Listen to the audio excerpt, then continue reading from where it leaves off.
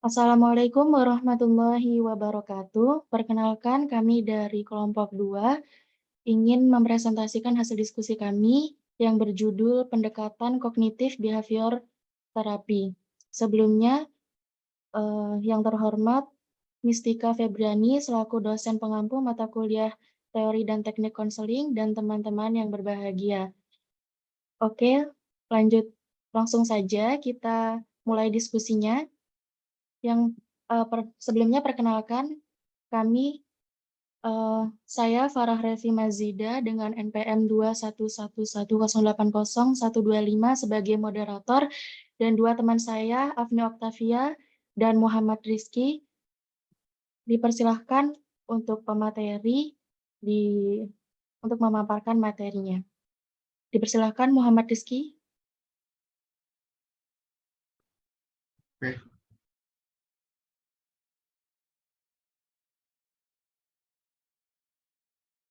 Pandangan tentang manusia.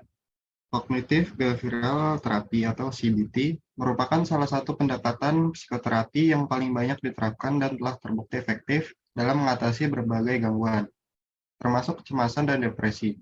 Asumsi yang mendasar Cognitive Behavioral Therapy atau CBT, terutama untuk kasus depresi, yaitu bahwa gangguan emosional berasal dari distorsi atau penyimpangan dalam berpikiran. Perbaikan dalam keadaan emosi hanya dapat berlangsung lama kalau dicapai perubahan pola-pola berpikir selama proses terapi. Cognitive Behavioral Therapy atau CBT berorientasi pada pemecahan masalah dengan terapi yang dipusatkan pada keadaan di sini dan sekarang, yang memandang individu sebagai pengambil keputusan penting tentang tujuan atau masalah yang akan dipecahkan dalam proses terapi. Konsep dasar Cognitive Behavioral Therapy merupakan pendekatan konseling yang didasarkan atas konseptualisasi atau pemahaman pada setiap konseli, yaitu pada keyakinan khusus konseli dan pola perilaku konseli. Proses konseling dengan cara memahami konseli didasarkan pada restrukturisasi kognitif yang menyimpang, keyakinan konseli untuk membawa perubahan emosi dan strategi perilaku ke arah yang lebih baik. Oleh sebab itu, CBT merupakan salah satu pendekatan yang lebih integratif dalam konseling. Konsep dasar teori kognitif behavioral. Pada dasarnya meyakini pola pemikiran manusia terbentuk melalui proses stimulus kognisi respon atau SKR yang saling berkaitan dan membentuk semacam jaringan SKR dalam otak manusia, di mana proses kognitif menjadi faktor penentu dalam menjelaskan bagaimana manusia berpikir, merasa, dan bertindak. Sementara dengan adanya keyakinan bahwa manusia memiliki potensi untuk menyerap pemikiran yang rasional dan irasional, di mana pemikiran yang irasional dapat menimbulkan gangguan emosi dan tingkah laku yang menyimpang. Maka CBT diarahkan pada modifikasi fungsi berpikir, merasa, dan bertindak dengan menekankan peran otak dalam menganalisa, memutuskan, bertanya, bertindak, dan memutuskan kembali. Asumsi dasar dari pendekatan kognitif ini adalah bahwa orang memberikan sumbangannya pada masalah psikologis mereka sendiri dan juga gejala yang spesifik dengan cara mereka menginterpretasi peristiwa dan situasi dalam hidup mereka. Terapi kognitif behavioral banyak berdasarkan pada asumsi bahwa reorganisasi pernyataan diri seorang akan menghasilkan suatu reorganisasi perilakunya yang sepadan. Tujuan konseling. Tujuan dari konseling kognitif behavior yaitu mengajak konseli untuk menentang pikiran dan emosi yang salah dengan menampilkan bukti-bukti yang bertentangan dengan keyakinan mereka tentang masalah yang dihadapi. Konselor diharapkan mampu menolong konseli untuk mencari keyakinan yang sifatnya dogmatis dalam dirinya konseli dan secara kuat mencoba menguranginya. Tujuan dari CBT yaitu mengajak individu untuk belajar mengubah perilaku, menenangkan pikiran dan tubuh sehingga merasa lebih baik, berpikir lebih jelas, dan membantu membuat keputusan yang tepat. Hingga pada akhirnya dengan CBT diharapkan dapat membantu konseli dalam menyelesaikan berpikir, merasa, dan bertindak. Peran dan fungsi konselor. Pada pendekatan kognitif behavioral, seorang konselor bersifat lebih menjadi pendengar yang sensitif dan empatik. Ketika mendengarkan masalah konseli, hubungan yang demikian akan memudahkan konselor mencari informasi dan konseli dengan menggunakan teori behavioral dan kognitif sebagai petunjuk. Konselor mencari secara detail informasi mengenai masalah yang dialami oleh konseli, sehingga konselor dapat mengetahui bagaimana, kapan, dan situasi ketika masalah itu terjadi. Pada saat konseling, seorang konselor menggunakan pendekatan kognitif behavioral sangat jarang menggunakan kata kenapa, seperti kenapa kamu cemas sebelum ujian atau kenapa kamu stres saat bekerja. Biasanya seorang konselor lebih suka menggunakan kata bagaimana, kapan, di mana, dan apa, ketika mereka memahami faktor yang menjadi inti dari masalah konseling. Kemudian tahap-tahap konseling yang pertama yaitu melakukan asesmen. Tujuan melakukan asesmen adalah untuk menentukan apa yang dilakukan oleh konseli pada saat ini. Asesmen yang dilakukan adalah aktivitas nyata, perasaan, dan pemikiran konseli. Yang kedua yaitu menentukan tujuan atau goal setting. Burks dan Elkness 1978 mengemukakan bahwa fase goal setting disusun atas 3 langkah, yaitu yang pertama, membantu konseli untuk memandang masalahnya atas dasar tujuan-tujuan yang diinginkan. Yang kedua, memperhatikan tujuan konseli berdasarkan kemungkinan hambatan-hambatan situasional, tujuan belajar yang dapat diterima dan dapat diukur. Dan yang ketiga, memecahkan tujuan ke dalam subtujuan dan menyusun tujuan menjadi susunan yang berurutan. Kemudian yang ketiga yaitu mengimplementasikan teknik. Setelah merumuskan tujuan konseling, konselor dan konseli menentukan strategi belajar yang terbaik untuk membantu konseli mencapai perubahan tingkah laku yang diinginkan.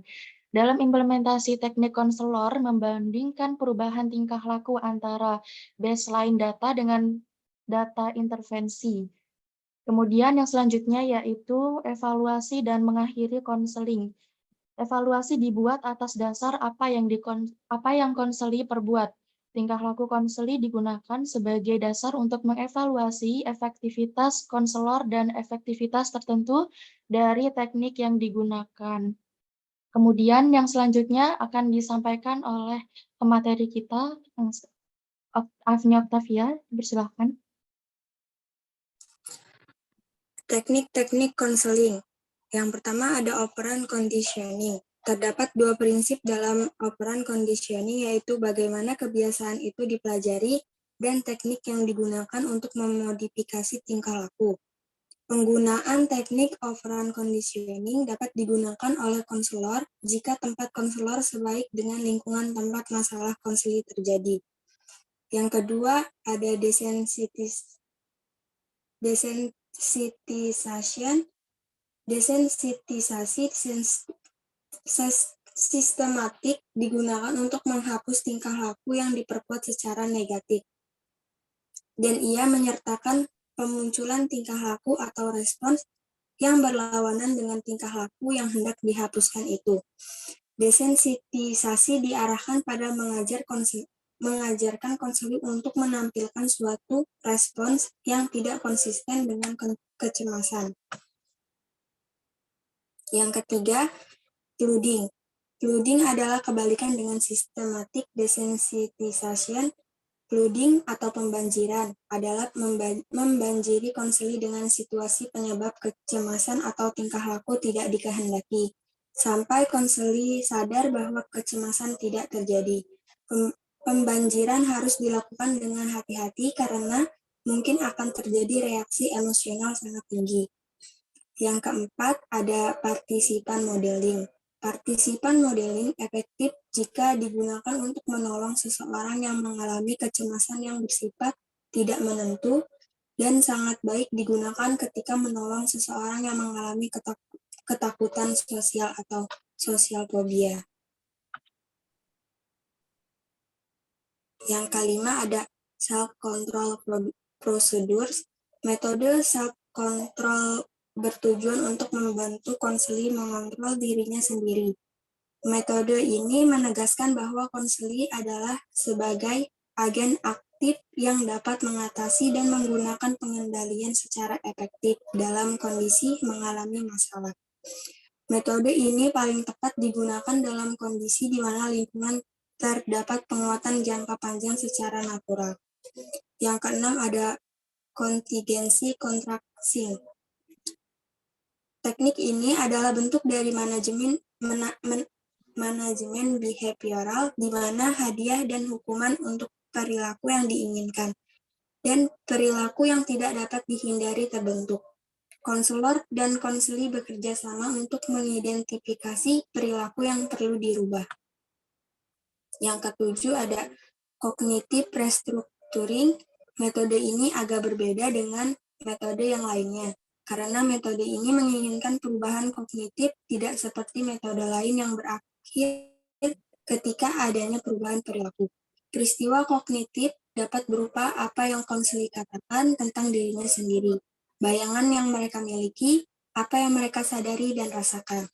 Proses kognitif berupa proses pemrosesan informasi. Struktur kognitif berupa anggaran dan kepercayaan tentang dirinya sendiri dan dunia yang berhubungan dengan dirinya.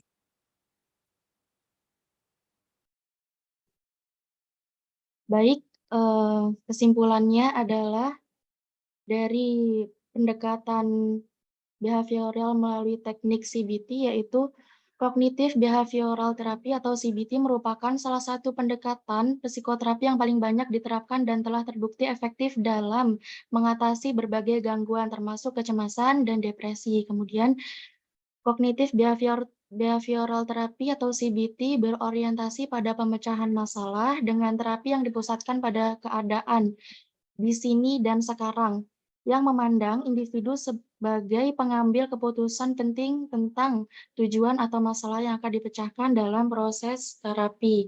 Kemudian pada pendekatan kognitif behavioral, seorang konselor bersifat lebih menjadi pendengar yang sensitif dan empatik ketika mendengarkan masalah konseli. Hubungan yang demikian akan memudahkan konselor mencari informasi dari konseli. Baik, terima kasih teman-teman yang sudah mendengarkan tentang materi tentang pendekatan behavioral melalui pendekatan CBT. Kemudian untuk diskusi silahkan diskusi di kolom komentar. Baik, demikian yang dapat kami sampaikan, kurang lebihnya kami mohon maaf, dan kepada Allah mohon ampun.